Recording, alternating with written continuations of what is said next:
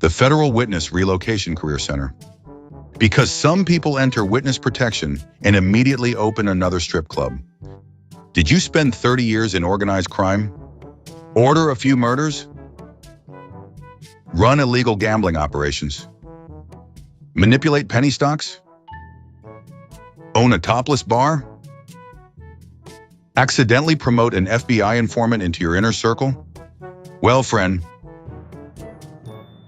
you may qualify for the Federal Witness Relocation Career Center, TM. At the Federal Witness Relocation Career Center, TM, we understand that adjusting to civilian life can be difficult. After all, one day you're deciding who gets clipped. The next day you're standing in line at a supermarket trying to remember your new name. Jim, Bob, Steve, Cabela? Close enough. That's why our highly trained counselors help former mob bosses transition into exciting new careers, including strip club management. Already have experience? Perfect. Why waste decades of expertise pretending to sell insurance when you can simply reopen the exact same business under a different name? Financial planning TM. Learn innovative budgeting techniques such as hiding $1.75 million from the FBI, explaining mysterious wire transfers, discovering that bankruptcy judges possess surprisingly little appreciation for your former title. Social skills training. Master important phrases including, "No, officer, I honestly don't know why there's cocaine in the VIP room." "No, Your Honor, I wasn't laundering money, I was laundering enthusiasm." "No, that's not my old mob nickname. Half the people in Brooklyn are called Vinny Ocean." Media relations. Has your secret identity been exposed? No problem. Simply sue the city government. File public court documents. List your address. Tell everyone exactly where you live. And let journalists do the rest. Remember, witness protection can give you a new name. It can give you a new house. It can even give you a second chance. But it cannot stop a grown man from looking at a strip club and saying, "You know what? Let's do this one more time." The Federal Witness Relocation Career Center is not affiliated with the FBI, the Department of Justice, the Witness Security Program, the state of Texas, accountants, bankruptcy attorneys, legitimate business owners, or anyone possessing basic common sense. Side effects may include federal indictments, embarrassing newspaper articles, promissory notes, sting operations, public humiliation, and becoming the answer to the question, what if Tony Soprano survived the finale and immediately started making terrible financial decisions? And now, Pizzaverse Studios proudly presents Vinny Ocean Palermo, the real soprano who vanished. A Palermo Productions original. Written by Bambi Palermo. Narrated by Vincent Palermo. Grab an espresso. Hide your cell phone. And for the love of God, do not discuss murders around Ralph Guarino.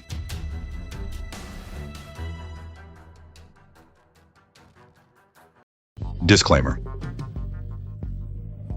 The following documentary is intended for educational, historical, organized crime analytical, and spiritually exhausting purposes only. Pizzaverse Studios does not endorse murder, racketeering, loan sharking, stock fraud, witness intimidation, strip club money laundering, fake respect, fake loyalty, or grown men sitting in cars whispering about family honor while wearing polyester tracksuits and lying to absolutely everybody.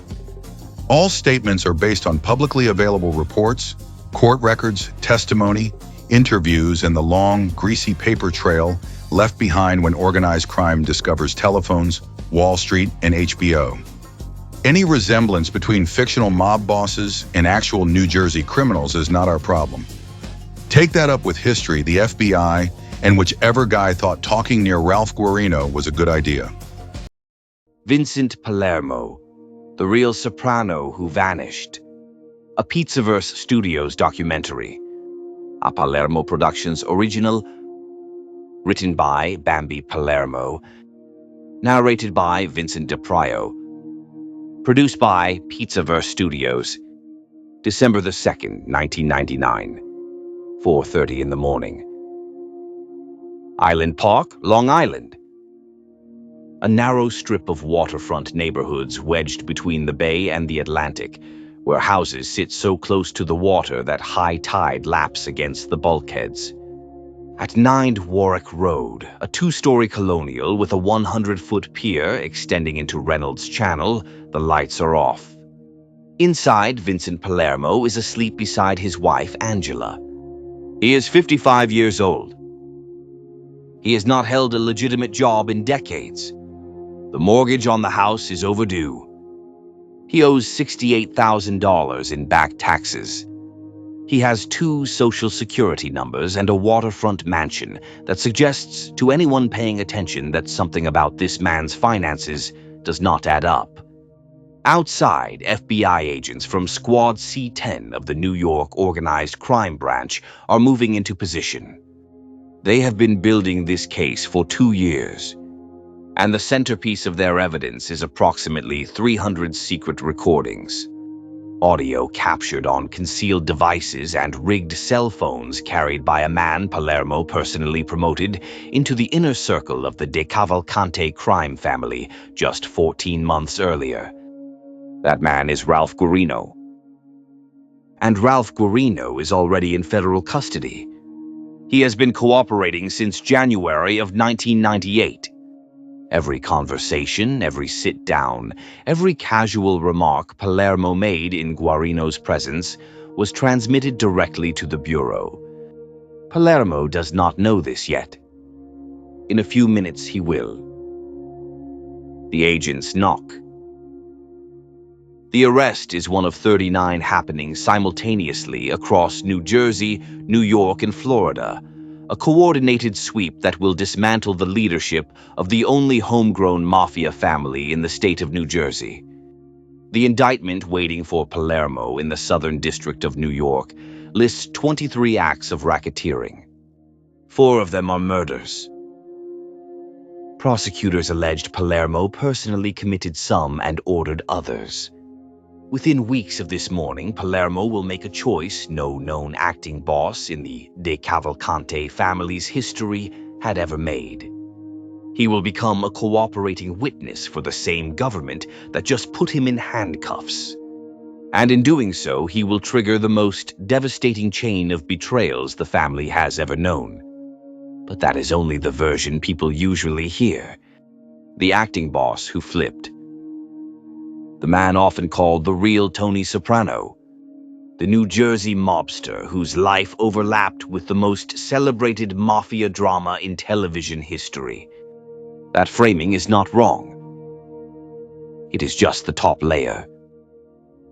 Underneath it is a man whose contradictions run deeper than any fictional character could hold. An altar boy who shot a man 7 times in the face. A father who drove his daughters to brownie meetings and then ordered the murder of his own bodyguard.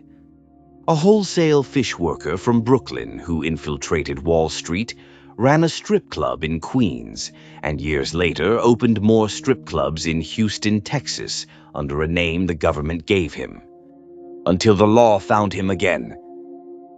The fiction ended with a cut to black. The reality kept going. And where it went is the story nobody tells. The making of Vinny Ocean. Vincent Palermo was born on June 4, 1944, in New York City and raised in Brooklyn. His father was an Italian immigrant who had arrived in America as a teenager. His mother was a bedridden asthmatic who spent most of Vincent's childhood unable to leave the house. There were 8 children, 5 sisters, including Claire and Nancy, and 2 brothers. The family was working-class Catholic, rooted in the kind of Brooklyn parish life where the church organized the neighborhood as much as the street did. Young Vincent served as an altar boy at Sacred Heart Church. He attended school. He did what was expected. And then his father died. Vincent was 16 years old. He dropped out immediately and took 2 jobs to keep the family together. 8 mouths to feed. A mother who could not work. No safety net beyond what a teenager could carry. One of those jobs was at a wholesale fish business operating out of the Fulton Fish Market in Lower Manhattan. The sprawling overnight marketplace where trucks backed up to loading docks at 2:00 in the morning and men in rubber boots hauled crates of fish onto pallets before the rest of the city woke up. The Fulton Fish Market had been mob-connected for decades. The Genovese family controlled much of the distribution, and the line between legitimate commerce and criminal enterprise was, for the men who worked there, functionally invisible. Palermo's fish business reportedly doubled as a front for a numbers racket. His early morning hours at the market gave him the nickname that stuck for the rest of his life. They called him Vinny Ocean. His only arrest during these years was for stealing shrimp, a misdemeanor. It would remain the sole entry on his criminal record for the next 3 decades. That fact speaks less to his innocence than to his discipline. Palermo understood, even as a young man, that the safest way to operate was to leave no trace. He stayed away from mob-run social clubs, an unusual habit for someone rising in organized crime, where the social club was the default gathering point and loyalty was performed over espresso and card games. He spoke to very few people. He cultivated relationships across multiple crime families, Gambino, Colombo, Lucchese, without becoming dependent on any of them. Around 1965, he married the niece of Simone DeCavalcante, known to the FBI as Sam the Plumber, and known to the men who worked for him as the boss of New Jersey's only independent mafia family. That marriage pulled Palermo into a world that had been running in the shadow of New York's 5 families since the 1920s. Sam took a liking to the young man, invited him to the social club in Kenilworth, New Jersey, and let him absorb the rhythms of family business conducted in the back rooms of a plumbing supply company. What Palermo's exact role was during those years, what jobs he ran, what money he moved, the record does not fully specify. What is documented is the trajectory. By the time Sam DeCavalcante retired in the early 1980s and control passed to Giovanni Righi, Palermo had become a man whose name carried weight that his modest public profile did not explain. He married a second time, a woman named Angela. He had at least 5 children: Michael, Renee, Danielle, Tara, and Vincent Jr. Michael would graduate from Fordham University and work as a stockbroker at Goldman Sachs. And the details that survive from Palermo's domestic life are worth sitting with because they complicate the story in a way the headline version never does. He once stopped a man from beating his son in public. He rescued a toddler relative who had fallen into a swimming pool. He took in a troubled teenager named Richard, not a relative and not a favorite to anyone in the family, and served as the boy's godfather, hosting him every weekend for a year while Richard prepared for his Catholic sacraments. He drove his daughters to brownie meetings. He watched the movie Annie with one of his girls so many times that, according to people who knew the family, the tape wore out. None of this changes what came after. But it is who Palermo was when the criminal world was not watching. And the gap between that man and what he did inside the family is the fault line that runs through this entire story. He carried his own suitcases. He paid alimony to his first wife. He owed money to hospitals and doctors. His waterfront mansion had a 100-foot pier, and the mortgage was a problem. Vinny Ocean was a man who could not afford the life he had built. Not legitimately, and not forever. The Farmers of New Jersey. The DeCavalcante crime family traces its roots to immigrants from Ribera, a small town in the Agrigento province of Sicily, who settled in the Peterstown neighborhood of Elizabeth, New Jersey, in the early 20th century.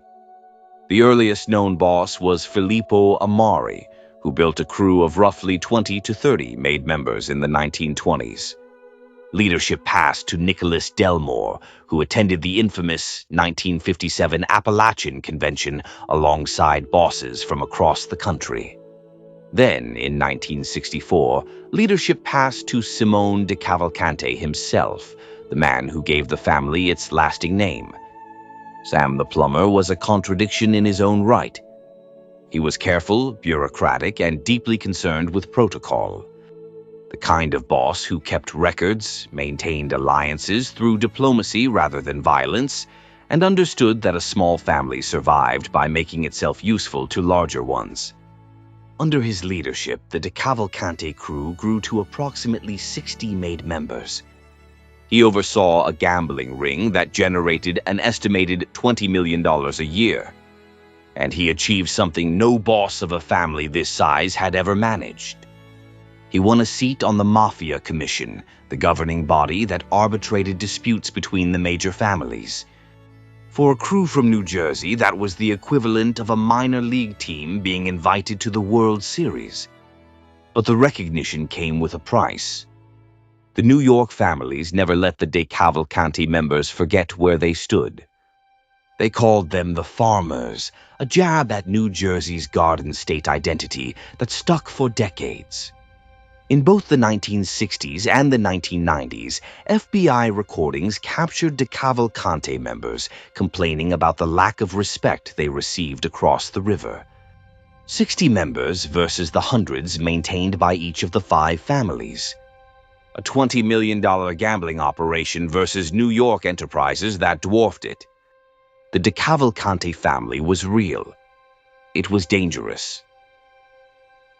And it was perpetually in the shadow of organizations that treated it like a regional afterthought. The FBI first pierced the family's silence in the early 1960s.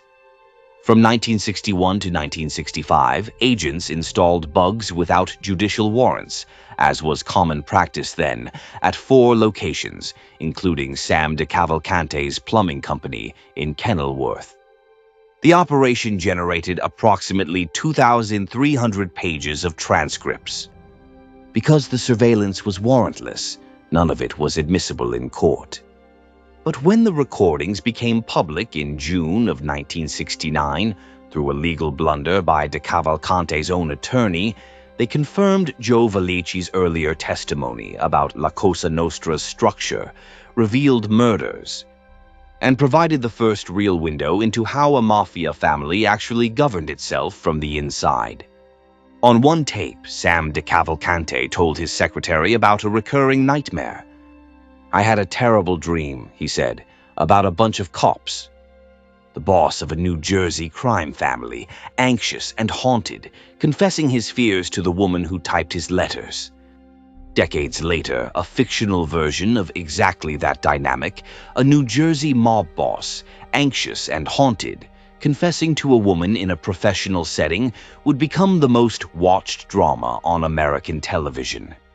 Because apparently New Jersey trauma comes with syndication. Riggy, Power, and the Road to Blood. Sam retired in the early 1980s. Giovanni, John the Eagle. Riggy took control and built the family's power base around labor and construction racketeering. Riggy controlled Local 394 of the Laborers International Union in Elizabeth and District Council 30 in Millburn. He reportedly boasted that not a nail went through a wall in his territory without his people getting a piece. The family's domain covered Union, Middlesex, Monmouth, Ocean, and Essex counties, the suburban sprawl of central New Jersey, where construction never stopped and union contracts meant everything. Riggy ran the family until 1990, when a federal racketeering conviction sent him to prison. He appointed an acting boss to run things in his absence. That first appointment did not last. Neither did the second. The men Riggy trusted to hold the seat kept dying, disappearing, or getting themselves killed. And the reasons they died are what made Vincent Palermo the boss. The murders that made the boss. September 11th, 1989. Not the September 11th the world remembers. A different one. 10 years before the other changed everything. Staten Island. Wellington Court. A man named Fred Weiss stepped out of his girlfriend's condominium and walked toward his car. Weiss was a former city editor of the Staten Island Advance who had moved into real estate and become entangled with mob-connected partners in a scheme to illegally dump dangerous medical waste on vacant Staten Island property. When local authorities started investigating, Gambino boss John Gotti decided Weiss was a liability. The kind of man who might cooperate to save himself. Gotti wanted him gone. But Gotti did not want Gambino hands on the job. The request traveled from Gotti to DeCavalcante boss Riggy, from Riggy to Captain Anthony Rotondo, and from Rotondo to Vincent Palermo. Palermo and an associate named James Gallo waited outside the condominium that morning. When Weiss reached his car, they shot him 7 times in the face and head. Anthony Capo drove the getaway vehicle. For this murder, Palermo was promoted from soldier to capo regime and given his own crew. A service killing for another family. Executed cleanly.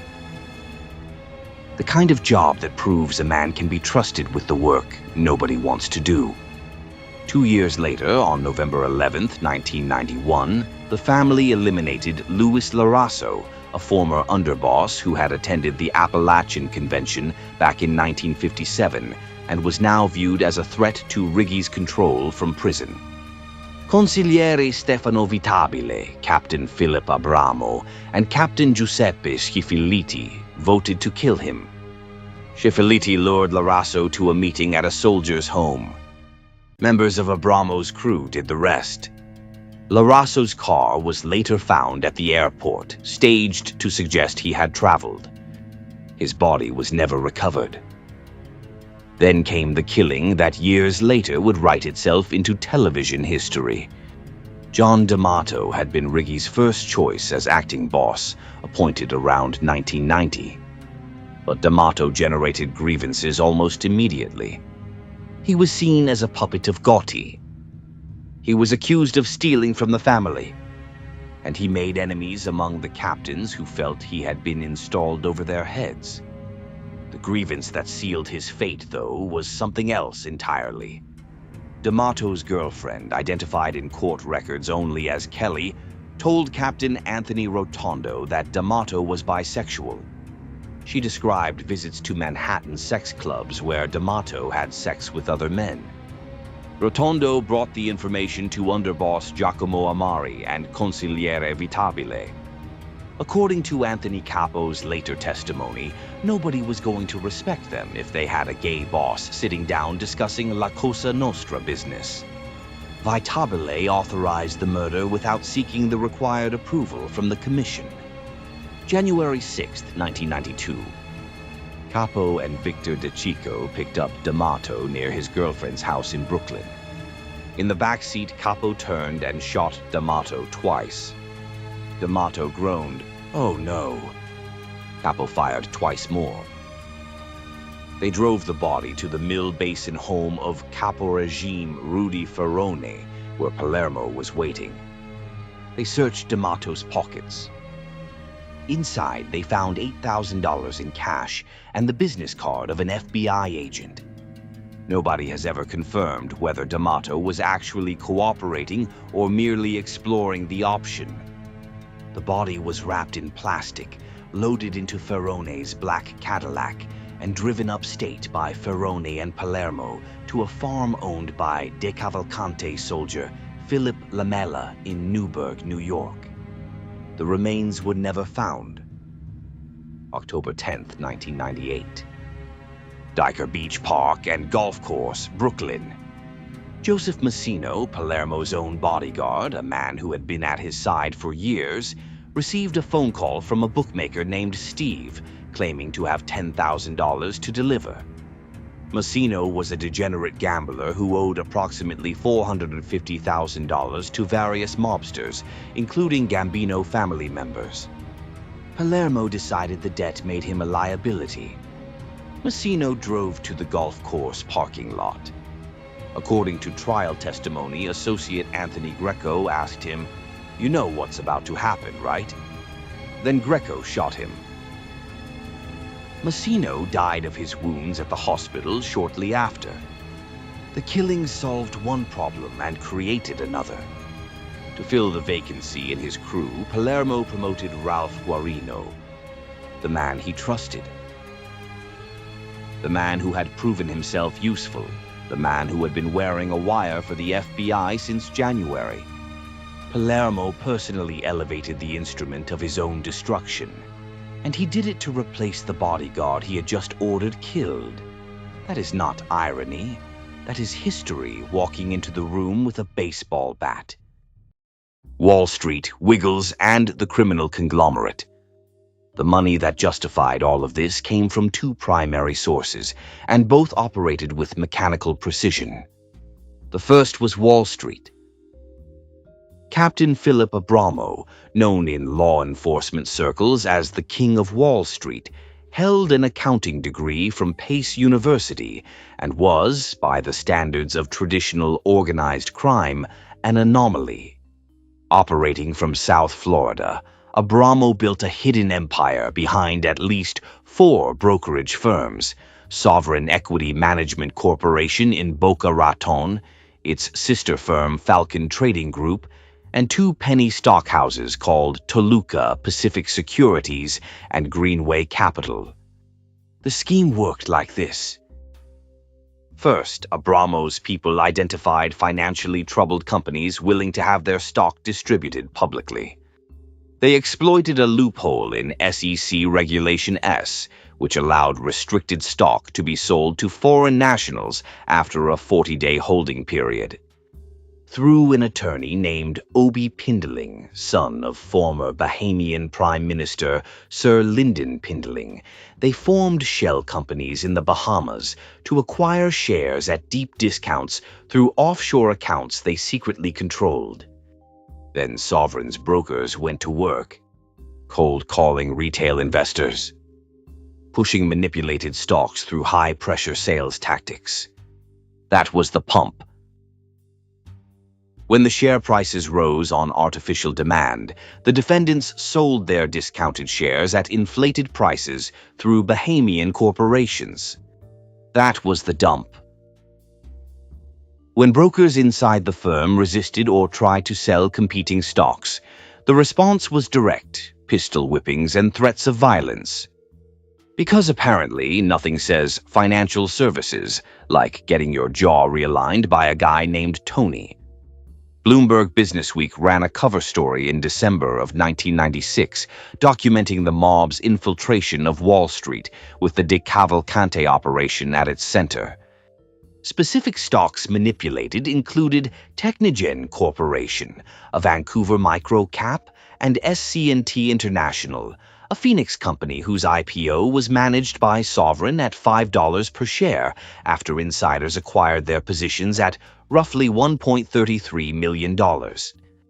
Documented illicit profits exceeded $4.7 million in Florida and New York alone.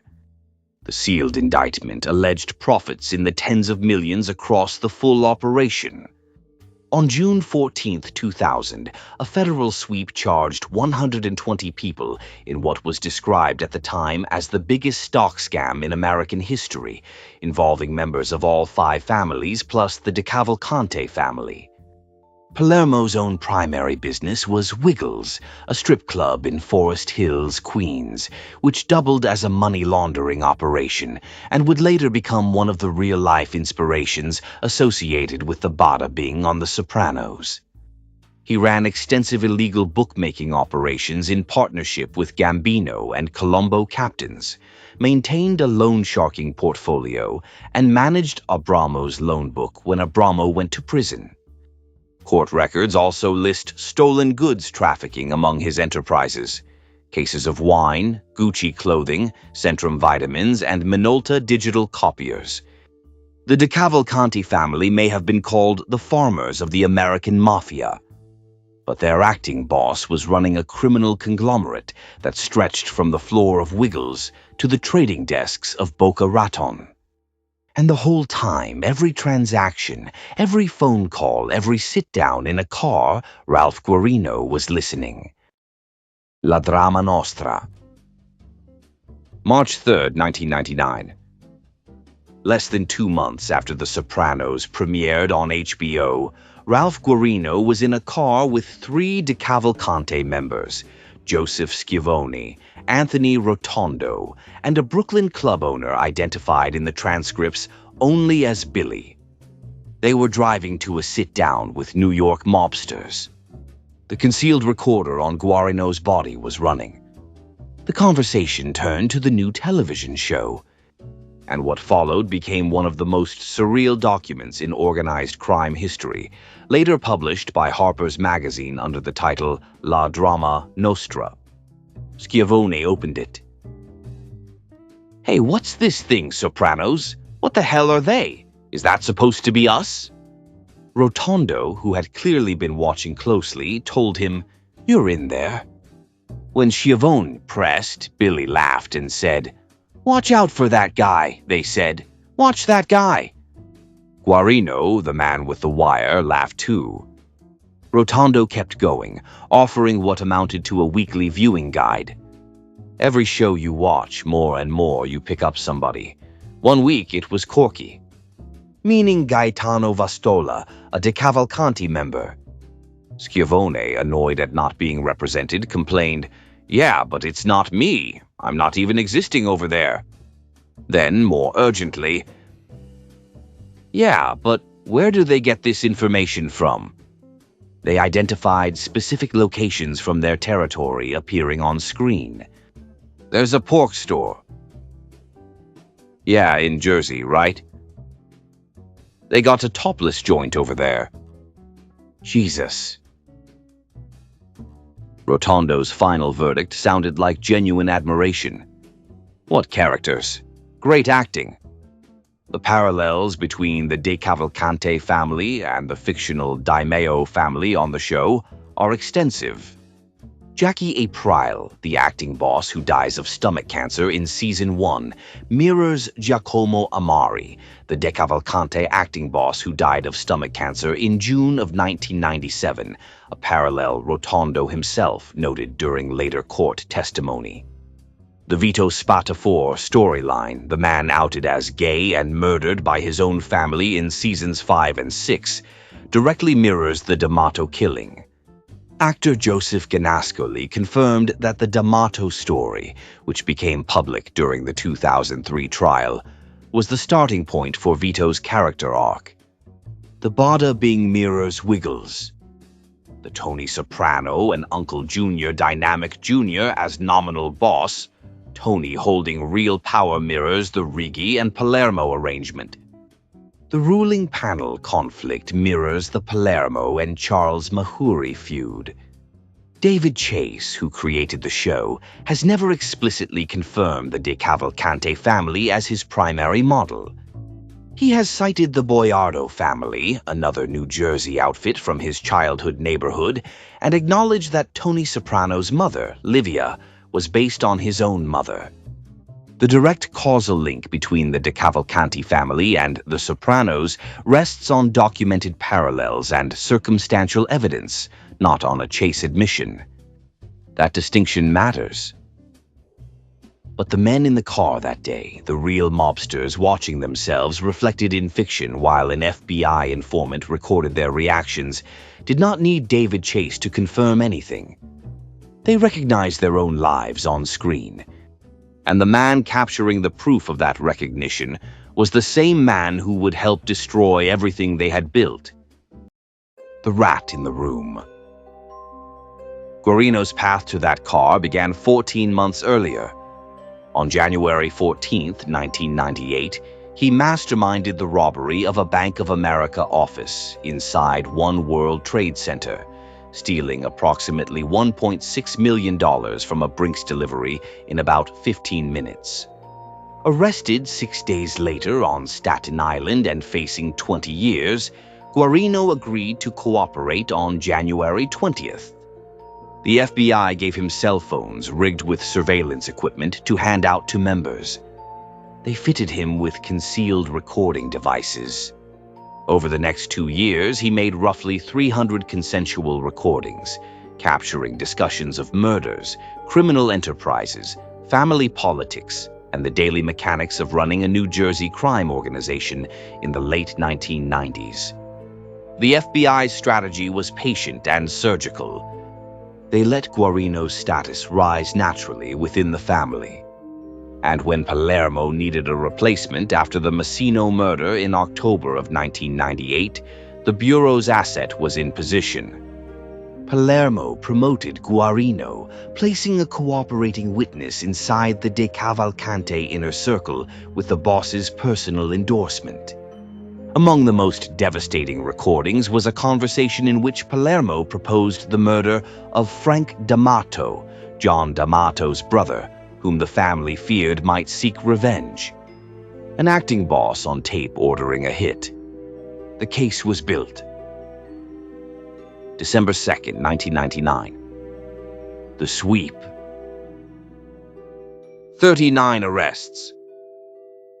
And then something happened nobody in this family had seen before. The dominoes fell. Anthony Capo flipped approximately 1 week after his arrest, becoming the first made member in the DeCavalcante family's history to cooperate with the government. FBI agent Seamus McAlerney, who ran the case, later described his approach to breaking Capo. He studied him like a psychology test. He knew where Capo lived. He knew his kids' names. He knew he was diabetic. So McAlerney brought orange juice and chocolate to the interrogation for Capo's blood sugar. Victor DeChico followed. Then Anthony Rotondo. Then Palermo himself. An acting boss, a captain, a soldier, and 4 associates. McAlerney would later say that it was very unique, and that since that time frame, no other made member in that family had cooperated. Palermo agreed to cooperate within weeks of his arrest. He was released on $20 million bond with strict house arrest at his Island Park mansion in March of 2000. He pleaded guilty in a secret hearing before Manhattan federal judge Lawrence McKenna, admitting to 4 murders, 7 murder conspiracies, extortion, loan sharking, gambling, and obstruction of justice. On October 24, 2000, the New York Daily News broke the story. Reporter Greg B. Smith revealed that Palermo was the 3rd boss in recent mafia history to become a government informant, following Lucchese acting boss Alphonse Darco and Philadelphia boss Ralph Natale. FBI Director Barry Mon held a press conference. The DeCavalcante family plotted and committed killings on the streets of New York, he said, while at the same time attempting to make a killing on Wall Street. A man who killed 4 people, including his own bodyguard, bought his freedom by giving up every secret he had ever held. Whether that is justice or just another kind of transaction, the same cold self-interest that produced the violence redirected toward a different buyer is a question worth sitting with. Because in this life, loyalty is sacred right up until the sentencing guidelines walk into the room. The family collapses. The damage was total. Palermo's cooperation, combined with the testimony of Capo, De Chico, and Rotondo, produced 71 convictions and solved 11 murders across 7 federal trials. Consigliere Stefano Vitabile, Captain Philip the Belly Abramo, and Captain Giuseppe Schifiliti were all sentenced to life in 2006. Though the Second Circuit Court of Appeals overturned those convictions in 2008, finding that prosecutors had improperly admitted plea allocutions from non-testifying co-conspirators. The procedural error did not undo the damage to the family. Between 1999 and 2005, approximately 45 DeCavalcante members were imprisoned, including the Consigliere and 7 capo regimes. The family that had spent decades being dismissed as farmers was now, thanks to the Sopranos, the most publicly recognizable mob organization in the country. The irony cut both ways. The show gave them a kind of fame they had never had. But that fame and the attention it drew made them easier to monitor, easier to identify, and easier to prosecute. Real mobsters began emulating fictional characters, growing careless in ways their predecessors never would have. Analysts called it the Sopranos effect. For the DeCavalcante family, the show that recognized them also helped finish them. Leadership passed through a series of caretakers. Joseph Miranda served as acting boss from 2005 to 2007. Francesco Guaraci, a recruit from Ribera, Sicily, the same town the family's founders had left a century earlier, ran things until his death in 2016. Then, in a turn that carries its own bitter symmetry, control settled on Charles Maggiore, the very man who had once plotted to murder Palermo during their rivalry over the ruling panel. Maggiore became boss after his 2009 release from prison. A later FBI operation called Operation Charlie Horse, running from 2012 to 2015, sent undercover agent Giovanni Rocco inside the family and produced 10 more arrests. As McCallany warned in a recent interview, they've been around for 125 years. If you don't keep an eye on them, they're going to rebuild. And that right there is the problem with old organizations. You cut the head off, another guy with bad shoes and worse judgment starts holding court in a deli. The name James Cabela appears on a bankruptcy petition in the Southern District of Texas, and then it disappears. The real Tony Soprano did not end in a diner in New Jersey with a cut to black and a song on the jukebox. He ended in a courtroom in Houston, arguing over a $1.3 million promissory note he could not pay. And then he was gone. James Cabela and the Houston afterlife. Palermo served approximately 2 years in federal prison before entering the witness security program.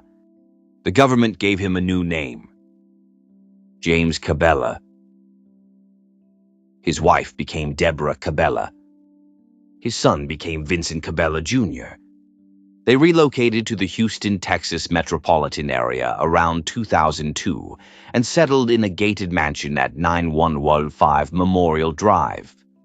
And here is where the story becomes something the mainstream accounts rarely reach. Because Vincent Palermo, given a new identity and a second chance at a legitimate life, did not become a different man. He opened the Penthouse Club and the All-Star Men's Club on Westheimer Boulevard in Houston. He acquired a stake in baby dolls at 6340 Westheimer. Strip clubs again. The same business that had fronted his criminal life in Queens. Because apparently when the federal government gives you a second chance, the first thing some guys do is recreate the exact same circus with better barbecue nearby. Between January of 2006 and August of 2007, Houston police conducted 7 sting operations at his establishments, documenting prostitution and drug offenses. His identity was exposed in 2009 when he and other club owners sued the city of Houston over licensing restrictions. That kind of lawsuit requires public filings, real names, and traceable addresses. Reporters connected James Cabela to Vincent Palermo. The New York Daily News published the story on September 14, 2009. His credibility as a government witness suffered further when prosecutors discovered he had transferred approximately $1.75 million from strip club earnings to his son, Michael, without disclosing it to the FBI. By 2011, he was being sued by a former business partner for defaulting on a $1.3 million promissory note. On March 4, 2013, he filed Chapter 11 bankruptcy in the United States Bankruptcy Court for the Southern District of Texas. The man who had once run New Jersey's mafia could not cover his debts in Houston either.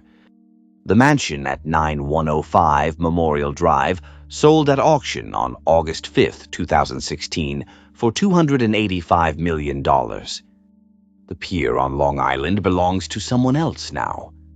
Wiggles was shut down by the city of New York years ago. The Penthouse Club on Westheimer changed hands. The DeCavalcante family is still active, diminished and monitored, but operational. Run by men who remember what Palermo did and who owe their positions in part to the vacuum his betrayal created. Vincent Palermo is 81 years old. No confirmed public death record has been reported. No journalist has recently reported seeing him. Vincent Palermo's story is not just about a mob boss who flipped. That is the easy version. The bumper sticker version. The put it in the trailer and call it a day version. This is a story about contradiction. A boy who served at the altar and grew into a man who ordered murders. A father who watched Annie with his daughters and helped disappear bodies. A boss who demanded loyalty and then sold every secret he had when the walls closed in. A criminal who escaped one life, got a new name, moved to Texas, and somehow still found his way back to strip clubs, lawsuits, debt, and public exposure. The fiction made people ask what happened to Tony Soprano. The reality gave us Vincent Palermo. And the answer is uglier. He did not fade out with mystery. He did not become legend. He survived. He cooperated. He relocated. He rebuilt the same kind of life in a different state. Then the money problems came back. The lawsuits came back. The old habits came back. Because sometimes the punishment is not prison. Sometimes the punishment is getting exactly what you asked for and proving you were the problem the whole time. The mob loved silence. The FBI loved wires. And HBO somehow made everybody in New Jersey think they were ready for their close-up. Bad move, gentlemen. Bad move. If you enjoyed this deep dive into Vincent Palermo, the DeCavalcante family, the Sopranos effect, and the beautiful disaster that happens when real mobsters start acting like television characters, make sure you like, subscribe, and drop your thoughts in the comments. This is Pizzaverse Studios, where we don't rewrite history, we drag it out of the trunk, dust it off, and ask why it smells like federal testimony. For more mob stories, forgotten history, corrupt characters, and spiritually exhausting documentaries, stay locked in. Because around here, the truth gets served hot. No microwave nonsense. Thank you to everyone who watched, subscribed, commented, shared, and stayed through this whole twisted ride. Your support keeps Pizzaverse Studios alive, kicking, and mildly dangerous in the algorithm. Special thanks to the loyal Pizzaverse crew, the people who show up, laugh, learn, and ride with the stories even when they get darker than a New Jersey social club basement. And to the haters, copycats, fake experts, and comment section tough guys, thank you too. You give us free engagement, sweetheart. Very thoughtful. This has been a Pizzaverse Studios documentary. A Palermo Productions Original. Written by Bambi Palermo. Narrated by Vincent Palermo. Until next time. Keep your friends close, your receipts closer, and never trust a guy named Ralph with a new cell phone. Pizzaverse Studios, where we don't rewrite history, we drag it out of the trunk, dust it off, and ask why it smells like federal testimony. See you at the next one.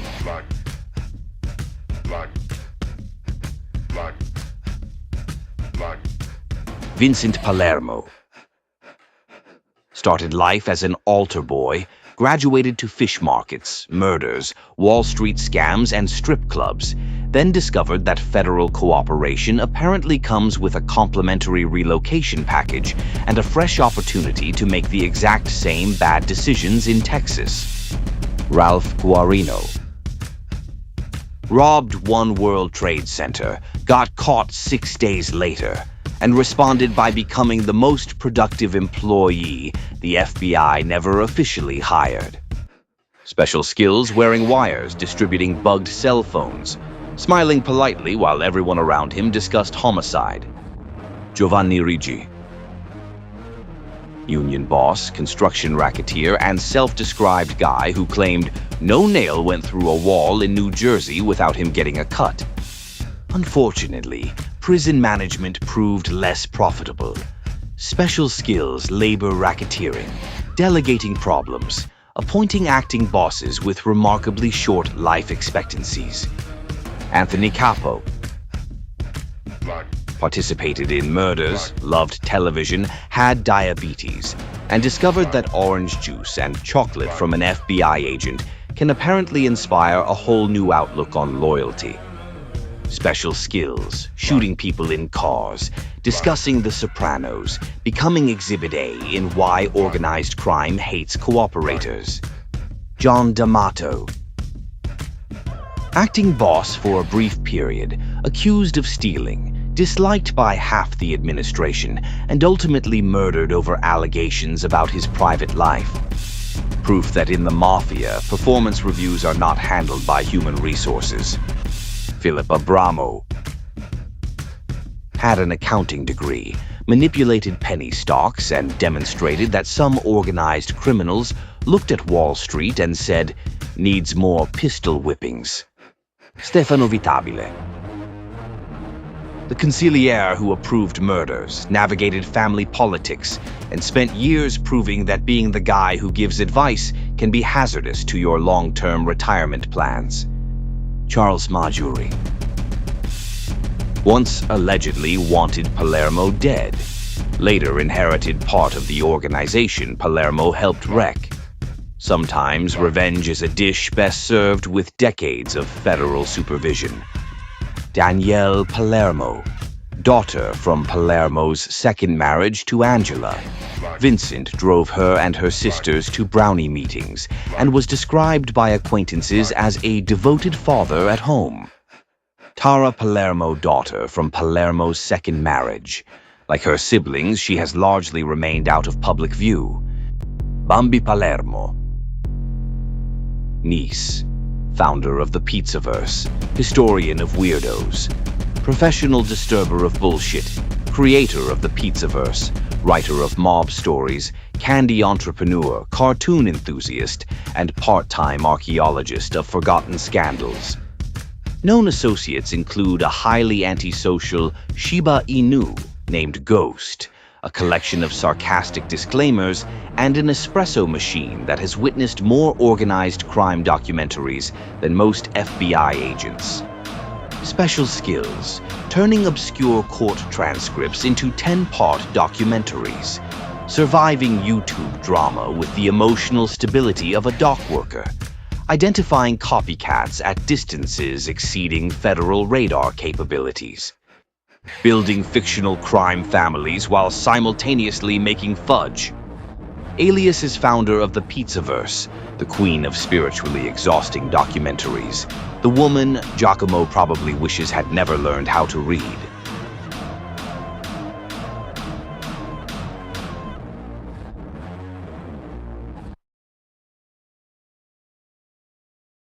You ever notice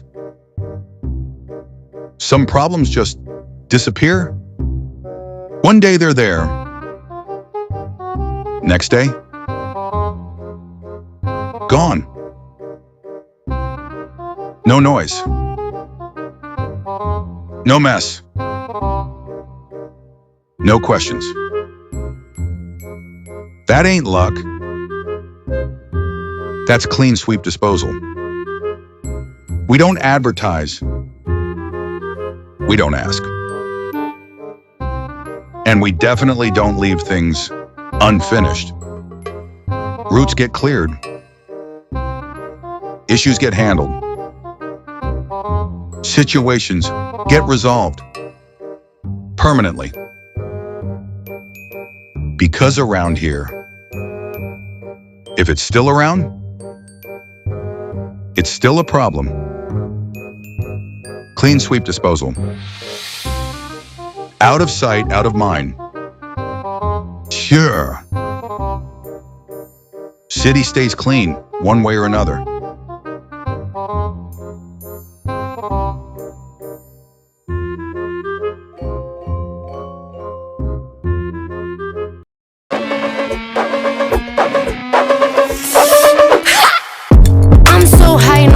I don't reply by, please stop typing. I'm not in the mood, don't try me. Do I look pissed off, bitch? Cause I might be. Don't freak with me and my frequency. No decency, I got too many girls trying to freak my meat to be pressed over little Miss Mini Me. Bitch, pay me my damn respect. Let him sweat, let him sweat, let him sweat. Call Taylor, I'ma need all hands on deck. Let him sweat, let him sweat, let him sweat. I'm not in the mood, come say something. I'm not in the mood, come say something. I'm not in the mood, come say something. Come say something, bitch, come say something. Come say something. Come say something. I'm not in the mood, come say something. Come say something, bitch, come say something. Good luck getting out alive. I don't like to famous. I didn't mean to hurt you. I heard that all my life. Bitch, I got big dreams, pipe down. Talk shit, get psyched out. Look who's on the mic now. Not you, bitch, shut the fuck up. Bitch, pay me my damn respect. Let him sweat, let him sweat, let him sweat. Call Taylor, I'ma need all hands on deck. Let him sweat, let him sweat, let him sweat. I'm not in the mood, come say something. I'm not in the mood, come say something. I'm not in the mood, come say something. Come say something, bitch, come say something. Come say something. Come say something. I'm not in the mood, come say something. Come say something, bitch, come say something. Welcome to your funeral. Everybody come on, gather round. Life is so beautiful. Now that I don't see you around, I dare you to run your mouth. I dare you to run your mouth. I dare you to run your mouth. Bitch, I dare you to run your mouth. I'm not in the mood, come say something. I'm not in the mood, come say something. I'm not in the mood, come say something. Come say something, bitch, come say something. Come say something. Come say something. I'm not in the mood, come say something. Come say something, bitch, come say something. I'm not in the mood, come say something. I'm not in the mood, come say something. I'm not in the mood, come say something. Come say something, bitch, come say something.